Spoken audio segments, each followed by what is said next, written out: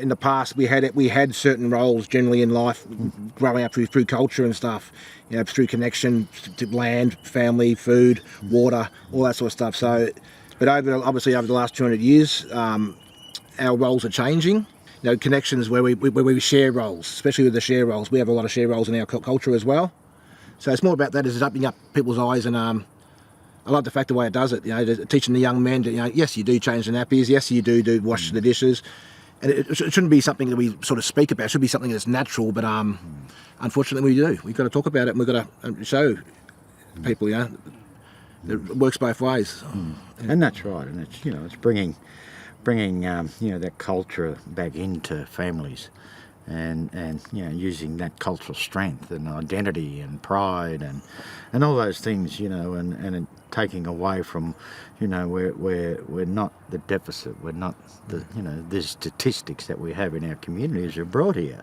So it's being able to build, one's own cultural knowledge about who they are and where they come from.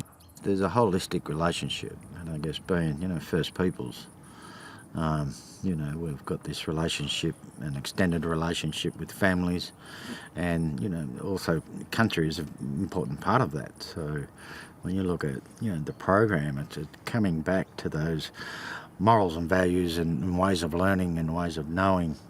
I guess, bringing back that cultural strength to our communities, to, outside all the stuff that we have to deal with in this contemporary life. It's all this stuff is still very new.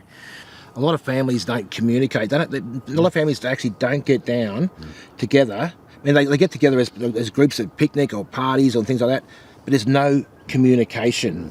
So they don't do it anymore, and that's really important. I don't think I know many other families who actually sit down and actually have conversations. Like that. No. And that's, you're right, and it's so important. We used to do it around the fire every night. You'd sit around and have a yarn, and there's this thing, sit down and have a yarn and have a cup of tea. They say, you're doing this right, you're doing that wrong, you've got to change this, you've got to change that, you can do more of this, you can do more of that, or less of this or less of that. That's why it was always that way, but people don't do that anymore. Families don't talk. And you're right, this lack of communication, and those things fester into all the other issues that we have sort of today, based around there, where they can't sit down and actually talk what they want to say, what they want to say. Yeah. And that, gets choked up in here, and it's as simple as sitting down to start a conversation. That's where it all starts. And how we channel that and how we drive that into, to the deeper issues of what's happening with each other. My dad always sort of said to me, he said, son, you'll be down and out, you have no money, nowhere to live, but if anything, you still got your culture, you still got your knowing, your belonging, your connection, and I see this disconnect, for many reasons in our communities, but, we still must, continue to pass on this knowledge. It's empowering. It empowers them through education and engagement. It empowers them as an individual, empowers them as a family, also as a community. I want to see this brother walking down the street, with a spring in his step. I want to see them families laugh. Definitely. Picnicking, having fun, singing. The beautiful stuff, and see them turn up at community events and be a part of it. And, that's, I guess, why I get up the next day. Is that there's an opportunity here, to bring somebody back home, to bring them back to, the very things that are in our spirit. Yeah, teaching people to see, teaching people to hear. And feel. To listen. They say it takes a village to raise a child, and that was that concept we had. It was everybody had a responsibility for, whether they were your kids or not. Exactly. They shared everything. They shared everything, so, and it's great, with because, through that journey, through trauma, through, all sorts of reasons of colonisation, some of our men haven't had that influence in their lives. They haven't had fathers that have taught them that, or, they haven't had that family circle to support. So it's a relearning, with old ways and old knowledge and wisdom. I grew up in the foster system. So, I was a stolen generation, I'm part of that. Growing up, scattered, moved all over from my brothers and sisters, were all split up, and ending up with two of my sisters down here in the Mornington Peninsula in beautiful Bunurong country.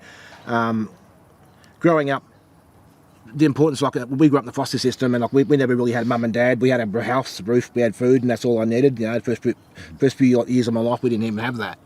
But getting into that situation, as we got older, became teenagers, and my sister started having kids and that, the importance of family was super strong to me, about rebuilding family, and showing my role, especially as I wasn't a father yet, but I became an uncle. So my role is, as like sort of the oldest boy in the family, to teach the young men and the young girls about life and the importance of coming together. Once a week, I made all our family come together. It would be a Sunday afternoon. We'd have a barbie or picnic. Everybody had to come, all the nephews and nieces, my sisters, everybody had to come, and all our friends came as well because they loved the family environment. The importance of the roles of men as not just protectors and providers. I'm a big clown, I like to go out there and make a fool of myself and do some stupid things with the kids. I used to anyway. So showing that the dad's not just a big, strong, or uncle's not a big, strong fellow. He's also, he's a little kid inside that big body, showing them through that perspective. But when it comes down to being stern or, telling them off, Uncle's always so good at that. So just showing them the roles in my life, I helped with the cooking, I helped with the dishes, we did the harvest, we did this, that, and we just did everything. My boys have been, all my nephews and nieces and my boys have been brought up that way. It's about holistically supporting each other in the family, right? And that, one job is not just for one person. It's everybody pitches in to be able to help no matter what it is. And it's, how, I guess, being an Aboriginal man in this contemporary life is the same but different. Where you've got to navigate through all these other things that are happening in their lives, and the trauma that they've gone through, and where we all share that within our spirit of the trauma of this colonisation, but how it's important for families to come back together, to connect with those that are disconnected. It has those qualities about the whole program, and once it happens, it's there forever.